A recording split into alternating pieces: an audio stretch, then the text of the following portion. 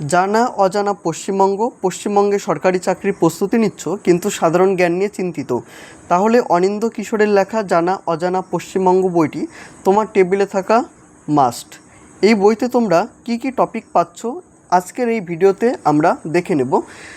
বইয়ের নাম রয়েছে জানা অজানা পশ্চিমবঙ্গ, বাংলার ঐতিহ্য এবং সংস্কৃতি সহ সাধারণ জ্ঞান সমগ্র।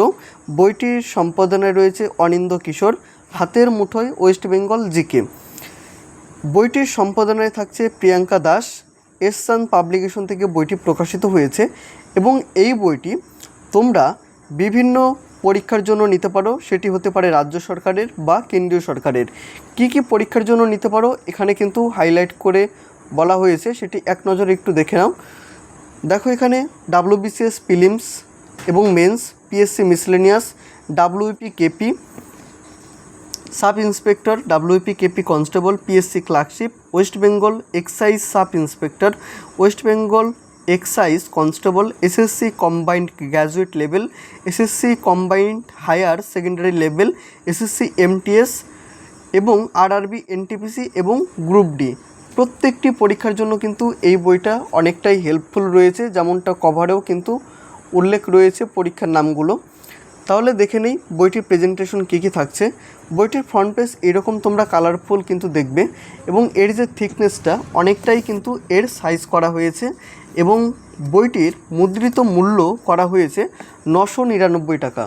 ভিডিওটা দেখার পরে তোমাদের যদি মনে হয় তোমরা বেস্ট ডিসকাউন্টে এই বইটি সংগ্রহ করবে, সেক্ষেত্রে স্ক্রিনে দেওয়া নাম্বারে তোমরা হোয়াটসঅ্যাপ করতে পারো কেমন কি দাম পড়বে এবং ডেলিভারি নিয়ে কত কি চার্জেস রয়েছে। আমরা প্রত্যেকটি বিষয় তোমাকে হোয়াটসঅ্যাপের মাধ্যমে জানিয়ে দেবো। তাহলে দেরি না করে অবশ্যই হোয়াটসঅ্যাপ করো এবং জেনে নাও এই বইটির কি প্রাইস রয়েছে। বইটির টোটাল পেজ সংখ্যা যদি বলি, টোটাল পেজ সংখ্যা রয়েছে 824টা। 824টা হচ্ছে টোটাল পেজ সংখ্যা এবং এই বইটির পেজ কোয়ালিটি, বাইন্ডিং কোয়ালিটি অনেকটাই কিন্তু ভালো এবং এর যে পেজ কোয়ালিটি করেছে সেটা কিন্তু অনেকটাই গুণগত মান অনেকটাই ভালো, ছিঁড়ে যাওয়ার কোনো সম্ভাবনা থাকছে না, বাইন্ডিং কোয়ালিটি অনেকটাই ভালো থাকছে। তাহলে আজকের এই ভিডিওতে আমরা কথা বলবো জানা অজানা পশ্চিমবঙ্গ এই বইটি। ভিডিওটা শুরু করার আগে তোমাদের উদ্দেশ্যে বলবো, চ্যানেলে নতুন হয়ে থাকলে তোমরা অবশ্যই চ্যানেলটি সাবস্ক্রাইব করে রাখতে পারো এবং আমাদের যে টেলিগ্রাম গ্রুপের লিঙ্ক রয়েছে সেটিও ভিডিও ডেসক্রিপশন বক্স থেকে তোমরা পেয়ে যাবে। সেখান থেকে তোমরা টেলিগ্রাম গ্রুপে জয়েন থেকেও পরবর্তীতে প্রত্যেকটি আপডেট এবং দ্রুত পেতে তোমরা অবশ্যই আমাদের টেলিগ্রাম গ্রুপে জয়েন থাকো এবং এই ভিডিওটা ভালো লাগলে অবশ্যই একটি লাইক, কমেন্ট, শেয়ার অবশ্যই করে দিও। এখানে দেখো লেখক পরিচিতি বলা হয়েছে, সেরা প্রস্তুতিতে স্বপ্ন হোক সত্যি। অনিন্দ্য কিশোর এখানে তোমাদের কিছু বক্তব্য রেখেছেন এবং এই বইটি কিছু মানুষকে মুগ্ধ করেছে এবং তাদের সম্পর্কে এখানে বলা হয়েছে। যেমন ধরো ডক্টর সৈকত মিত্র শুভেচ্ছা বার্তা জানিয়েছেন, IPS একজন অফিসার। দেখো প্রায় অনেকজনের নাম এখানে দেওয়া রয়েছে। এখন আমরা কথা বলবো সূচিপত্র নিয়ে, এক্স্যাক্ট কী কী পাচ্ছ। এখানে নাম্বারিং করা হয়েছে কী টপিকগুলো থাকছে এবং বিস্তারিত বিষয়সমূহ এই টপিকের ভিত্তিতে কী কী সাব টপিক থাকছে বা সাব টপিক তোমরা পাবে এখানে সেটির বর্ণনা রয়েছে। সূচিপত্রতে দেখে নাও।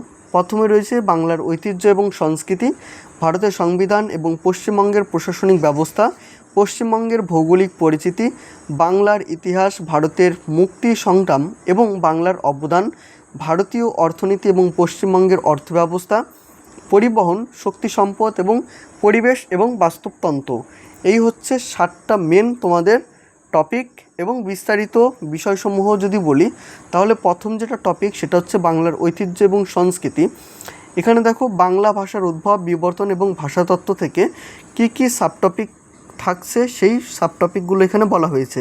যেমন দেখো ভাষাতত্ত্ব বা বাংলা ভাষার বিবর্তন, উদ্ভব এবং ক্রমবিকাশ, কালপর্ব এবং বিবর্তন, ধ্রুপদী ভাষায় মর্যাদা এবং বাংলা, লেখনশৈলী সাধু বনাম চলতি, সাধু ভাষা, চলতি ভাষা, তুলনামূলক বিচার। এই হচ্ছে তোমাদের বাংলার ঐতিহ্য এবং সংস্কৃতি।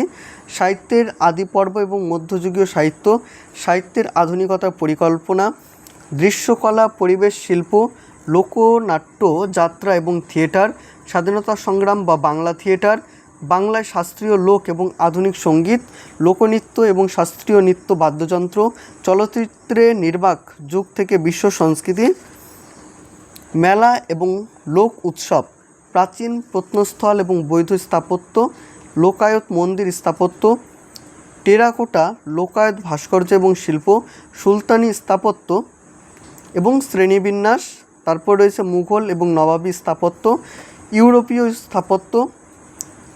অধ্যায় 2 এটা হচ্ছে ভারতীয় সংবিধান এবং পশ্চিমবঙ্গের প্রশাসনিক ব্যবস্থা, সংবিধানের ভিত্তি এবং গণপরিষদ, প্রস্তাবনা বা নাগরিকত্ব, মৌলিক অধিকার, কর্তব্য, নির্দেশমূলক নীতি, কেন্দ্রের শাসন বিভাগ, কেন্দ্রীয় আইনসভা, রাজ্য প্রশাসন, কেন্দ্র রাজ্য সম্পর্ক, বিচার ব্যবস্থার বনেদিয়ানা, নির্বাচন এবং জনপ্রতিনিধিত্ব আইন, রাজ্যের স্থানীয় প্রশাসন, রাজ্যের পুলিশ প্রশাসন এবং আইনকানুন, সাংবিধানিক এবং সংবিধান বহির্ভূত সংস্থা, পরিশিষ্ট।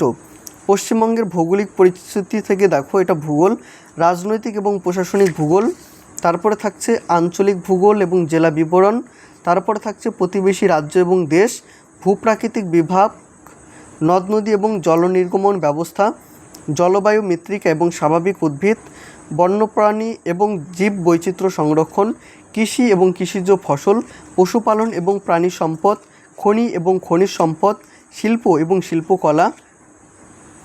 4 নম্বর অধ্যায় হচ্ছে বাংলার ইতিহাস, প্রাচীন জনপদ থেকে গুপ্ত সাম্রাজ্য, শশাঙ্ক থেকে সেন বংশ, সমাজ সংস্কৃতি এবং সুলতানি যুগ, মুঘল শাসন এবং নবাবী আমলের সূচনা, নবাবী শাসন এবং পলাশি এবং ইউরোপীয় বণিক, ব্রিটিশ রাজনৈতিক শক্তির উত্থান, আধুনিক শিক্ষা এবং সমাজ ধর্ম সংস্কার, আধুনিক শিল্পের বিকাশ, মহাবিদ্রোহের পথে বাংলা এবং ভারত, মহাবিদ্রোহের ব্রিটিশ শাসক। 5 নম্বর অধ্যায় হচ্ছে ভারতের মুক্তি সংগ্রাম এবং বাংলার অবদান, এখানে প্রত্যেকটি টপিক থাকছে। 6 নম্বর ভারতীয় অর্থনীতি এবং পশ্চিমবঙ্গের অর্থব্যবস্থা, এবং 7 নম্বর পরিবহন, শক্তি সম্পদ এবং পরিবেশ বাস্তুতন্ত্র। এই হচ্ছে তোমাদের সূচিপত্রের মধ্যে এতগুলো টপিক ইনক্লুড থাকছে।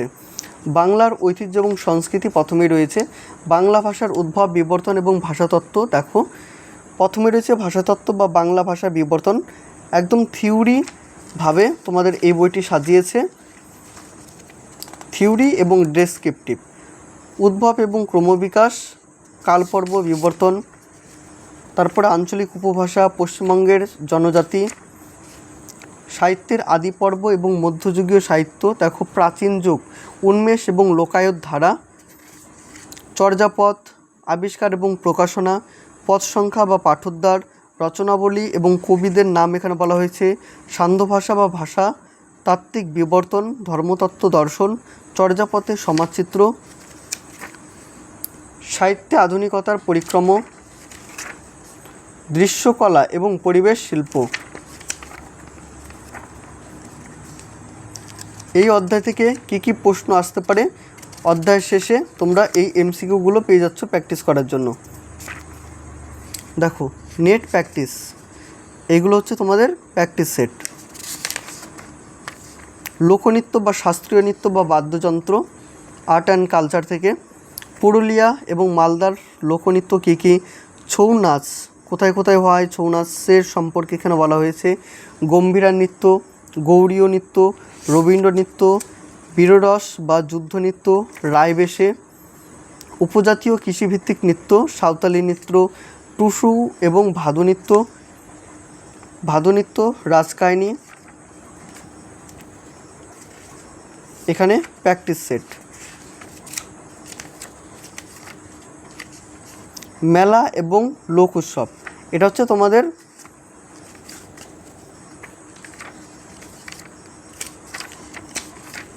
তারপরে দেখো, টেরাকোটা বা লোকায়ত ভাস্কর্য শিল্প।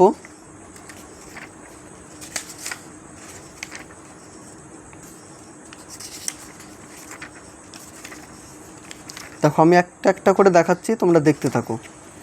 মুঘল এবং নবাবী স্থাপত্য,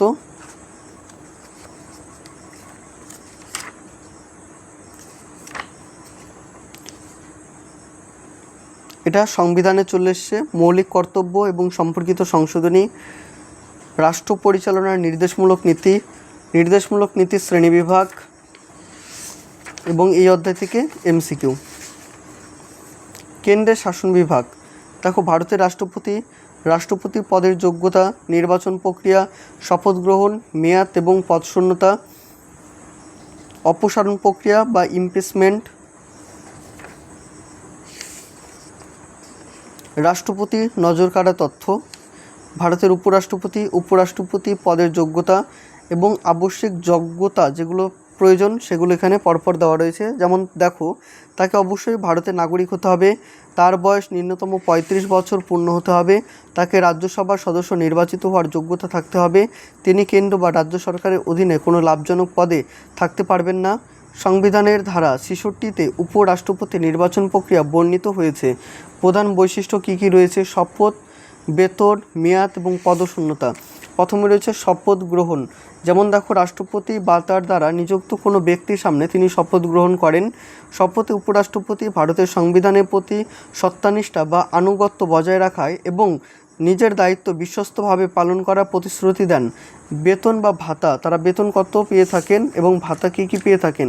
মেয়াদ বা পদশূন্যতা, তাদের মেয়াদ কতদিন হয় এবং পদশূন্যতা কী কী বা কেমন হতে পারে বা কী কী পদ্ধতিতে হয়ে থাকে।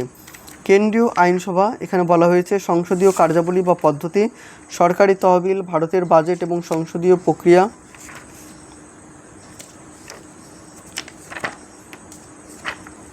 রাজনৈতিক এবং প্রশাসনিক ভূগোল।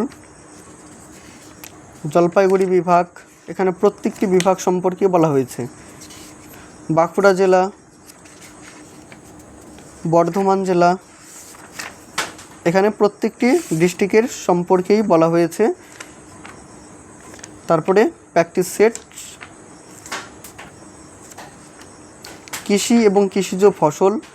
শেষে এই প্র্যাকটিস করার জন্য আমরা প্রশ্নোত্তরগুলো কিন্তু পেয়ে যাচ্ছি। প্রত্যেকটি অধ্যায়ের পরেই এই এমসিকিউগুলো কিন্তু রয়েছে। তোমরা যারা আপকামিং পরীক্ষার জন্য ভালো একটা জিকে বই চাইছো, এই বইয়ের আগে আমরা অনেক বইয়ের তোমাদের রেফার করেছি যে এই বইটা ভালো বা ওই বইটা নিতে পারো। তোমরা এখন যারা রেলের পরীক্ষা দেবে বা রাজ্য সরকারের পরীক্ষা দেবে, তো ভালো একটা জিকে বই যারা চাইছো, তোমরা অবশ্যই এই বইটি দেখে নিতে পারো। আশা রাখছি তোমাদের এই বইটি ভালো লাগবে। যতটুকু দেখালাম হয়তো তোমাদের পছন্দ হয়েছে এই বইটা, যে থিওরি বেসিস এবং এত ডিপলি আলোচনা রয়েছে এই বইটিতে, এত ডিপ। অন্যান্য প্রকাশনীর যে জিকে বইগুলো রয়েছে অতটাও কিন্তু ডিপ নেই, অনেকটা আলগা বা হালকা টাচ কিন্তু করা হয়েছে। তো এখানে শুধু টাচ বলবো না, এখানে অনেকটাই ডিপ রয়েছে প্রত্যেকটি বিষয়, প্রত্যেকটি অধ্যায়। এবং এতগুলো অধ্যায় বা এতগুলো টপিক সূচিপত্রটা আমি যখন বললাম তোমরা হয়তো বুঝতে পেরেছো যে এতগুলো টপিক এখানে কভার করা হয়েছে। তো অবশ্যই তোমরা জিকে বই নিতে চাইলে অবশ্যই এটি তোমরা রেখো। আজকের এই ভিডিওটা এই পর্যন্তই থাকছে। এই বইটি নিয়ে তোমাদের কিছু জানার থাকলে, কিছু প্রশ্ন থাকলে তোমরা অবশ্যই কমেন্টের মাধ্যমে জানাতে পারো। দেখা হবে অন্য কোনো ভিডিওতে। সকলে ভালো থেকো, সুস্থ থেকো।